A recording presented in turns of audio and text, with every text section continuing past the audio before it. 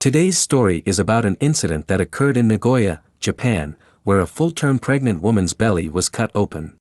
This incident is considered one of Japan's worst unsolved cases, as the police have been unable to find the culprit.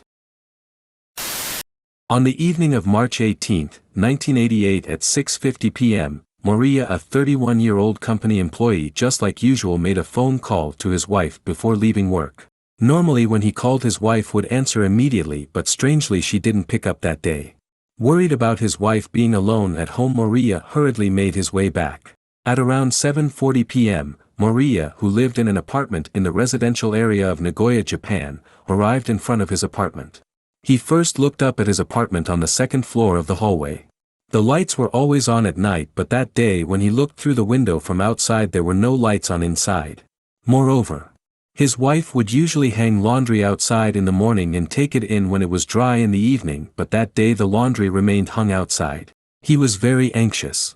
He rushed up the stairs and tried to open the door, not thinking that it might be locked due to his haste. Surprisingly, the door was open. His 27-year-old wife Mitsuko was pregnant past her due date. She had already exceeded her expected delivery date by 5 days, and for that reason her husband had been calling more than once a day to check if her labor had started. On that day they had spoken on the phone as late as 1 p.m. Moriya entered the house, but there was no light on inside. He had thought that by the time he returned home after work his wife would also be at home, but he discovered that she wasn't there. He headed straight for the bedroom to change clothes, and just as he was about to do so he heard the cries of a newborn baby coming from somewhere. Realizing that the baby's cries were coming from the living room, he went there. As he turned on the light in the dark living room, he found his wife lying on the living room floor. And between her legs the umbilical cord was severed and the baby was crying. Initially Moriya thought that his wife had given birth on her own and approached her. She was wearing a blue dress, black stockings and a pink jumper. But both of her hands were tied with white straps and her neck was bound with a long cord. Moriya tried to find a phone to call the police, but he couldn't see one. In his haste, he went to the neighbor's house to borrow a phone and reported it to the police. When he returned home he lifted the dress of his wife was wearing to check her condition, and he witnessed a shocking scene. Mitsuko's belly was torn about 12 inches and inside her abdomen were the phone and car keys he had been searching for. The abdominal wound appeared to bypass the navel area and seemed as though the perpetrator had extracted the fetus. Paramedics arrived after the report and they transferred Mitsuko and the baby to the hospital, but she had already passed away. Fortunately, the newborn baby, despite injuries to the knees and buttocks, miraculously survived after surgery. According to the police investigation, her cause of death was asphyxiation, and it appeared that the perpetrator had strangled her with an electrical cord. In order to apprehend the perpetrator of this horrifying crime, the police first investigated the victim's body and the evidence left at the house, but the perpetrator had meticulously removed all traces. There were no helpful pieces of evidence left at the crime scene and the intruder's fingerprints had been completely wiped clean. The police only found traces of the perpetrator washing off blood in the kitchen sink after the crime. There were no signs of sexual assault on Mitsuko and there was no evidence that she had put up a significant struggle against the perpetrator. In this gruesome and bizarre case, the police initially considered Moriya, the husband, as a suspect.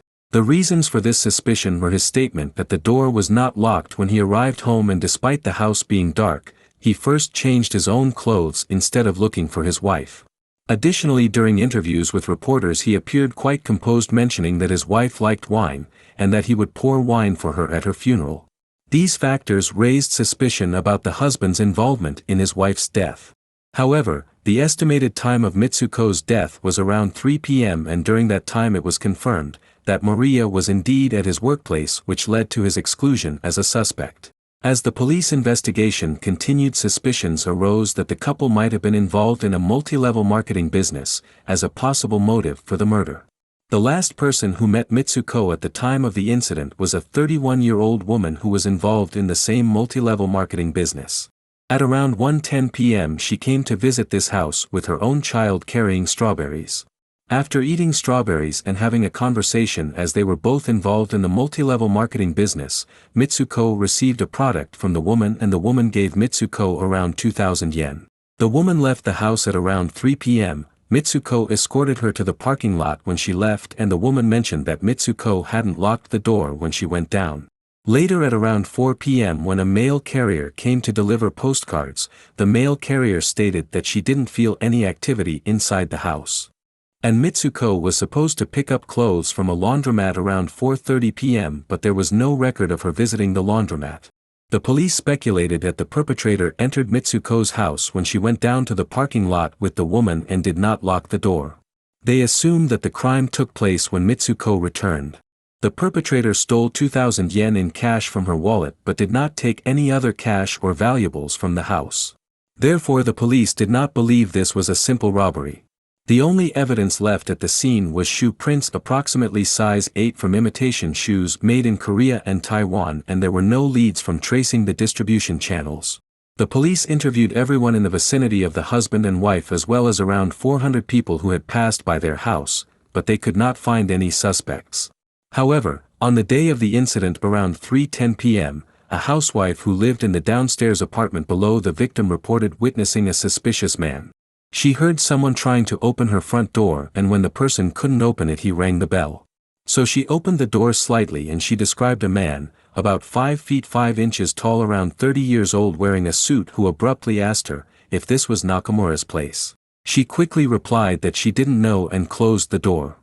Normally, if someone was looking for a person it would be appropriate to politely inquire by ringing the bell, but it was very suspicious that this person tried to turn the door knob to see if the door was open or not. The police searched for a person with the surname Nakamura but could not find anyone with that name in the apartment complex or the surrounding area. The police considered the man who rang the doorbell as a strong possibility for being the perpetrator and began tracking his identity. During the investigation there were several more reports of sightings of men with a similar appearance to this man near the apartment, even at a nearby train station. However, the police ultimately failed to identify this mysterious individual. Given that the perpetrator had made a precise incision in Mitsuko's abdomen, the police suspected that the perpetrator might have had specialized medical knowledge.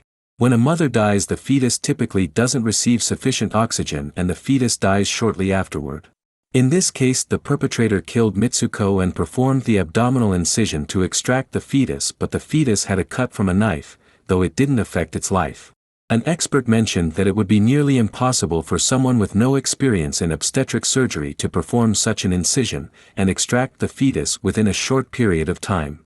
Moreover, the expert noticed that the perpetrator's method of incision was unusual, as the victim's wound was cut from bottom to top.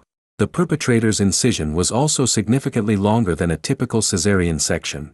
Experts suggested that the perpetrator might have intentionally caused deeper wounds to avoid revealing their background in the medical field. Additionally, experts speculated that the perpetrator's actions might indicate a desire to experiment on the victim's abdomen, rather than a genuine interest in the well-being of the baby, suggesting that the goal was solely to perform the abdominal incision. The police expanded their investigation from Nagoya to Osaka, but ultimately they were unable to locate the perpetrator. A few years after the incident, a woman emerged on the Japanese internet claiming to know who the perpetrator of the crime was, even going so far as to create a website. This woman asserted that in February 1990, 2 years after the incident, a man had attempted to break into her home. She was startled and reported it to the police, but the police dismissed her report, only showing a dubious reaction. This woman lived near Mitsuko's apartment and she alleged that the perpetrator, without even a jacket in the dead of winter, had attempted to enter her home. She claimed that the police knew who the perpetrator of this case was but lacked evidence to apprehend him, and they were eavesdropping on her home waiting for the perpetrator to attempt to harm her, so they could arrest him and obtain a confession. People were shocked by her claims. She even included the name of a police official on her website. Later, the website was closed down. Some people felt that her claims were too specific to be a prank and that they might have some basis in reality.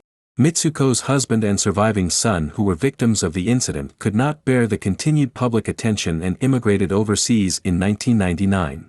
On March 18, 2003, just before the statute of limitations expired, a program on TV Asahi covered this case. It was a final attempt to catch the perpetrator, but it yielded no significant results. This case remains an unsolved mystery due to the statute of limitations having expired.